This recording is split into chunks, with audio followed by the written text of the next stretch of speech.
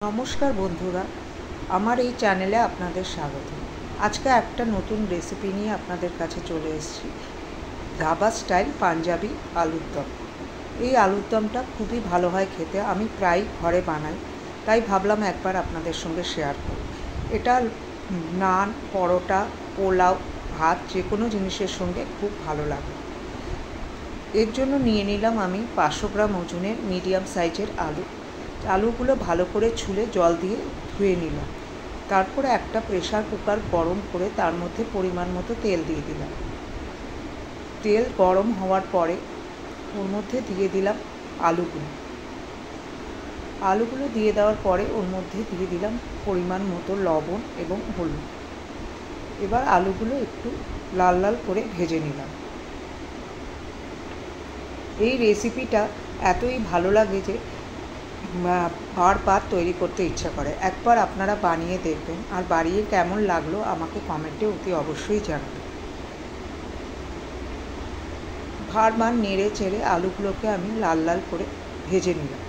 তারপর একটা জায়গায় আমি ঠান্ডা করার জন্য রেখে দিলাম।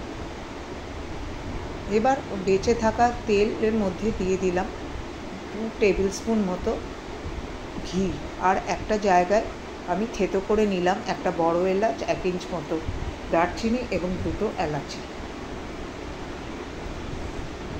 তেল আর ঘিটা গরম হলে তার মধ্যে দিয়ে দিলাম আমি তেজপাতা এবং 1 চামচ মতো জিরে। তারপর থেতো করে রাখা মশলাটা ওর মধ্যে দিয়ে দিলাম। মশলা থেকে যখন সুগন্ধ বেরোতে শুরু করবে তখন ওর মধ্যে দিলাম বড় সাইজে কেটে রাখা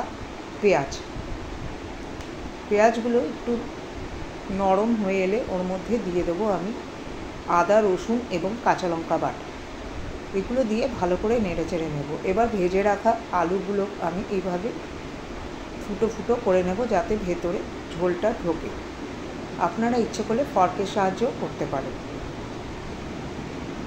তারপরে পেঁয়াজের মধ্যে দিয়ে দিলাম আমি 1/2 টিস্পুন মতো হলুদ গুঁড়ো, 2 চামচের মতো ধনিয়া গুঁড়ো এবং 1 চামচ ঝাল লঙ্কার গুঁড়ো এবং 2 চামচ কাশ্মীরি লঙ্কার গুঁড়ো। এই মশলাগুলো নেড়ে চেড়ে যাতে পুড়ে না যায় তার জন্য দিয়ে দিলাম আমি অল্প করে কিছুটা গরম জল। তার মধ্যে দিয়ে দিলাম আমি স্বাদ মতো লবণ। এবার ভালো করে নেড়ে চেড়ে নিলাম যতক্ষণ না মশলা থেকে তেল ছাড়তে শুরু করে। এবার তেল ছাড়তে আরম্ভ করলে ওর মধ্যে বানিয়ে রাখা 2টো টমেটো পিউরি আমি এর মধ্যে দিয়ে দিলাম। ভালো করে নেড়ে চেড়ে ওর মধ্যে দিয়ে দিলাম 1 চামচ মতো গরম মশলা। এবার আগেই আমি 1/2 কাপ মতো দই ফেটিয়ে রেখেছিলাম।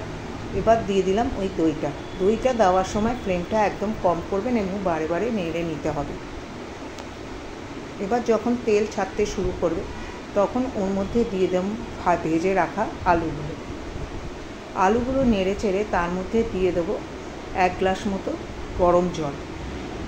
এবার ভালো করে নেড়ে চেড়ে প্রেসার কুকারটা বন্ধ করে দেবো এবং হাই ফ্লেমে 1টা সিটি এবং লো ফ্লেমে 2টো সিটি দিতে হবে।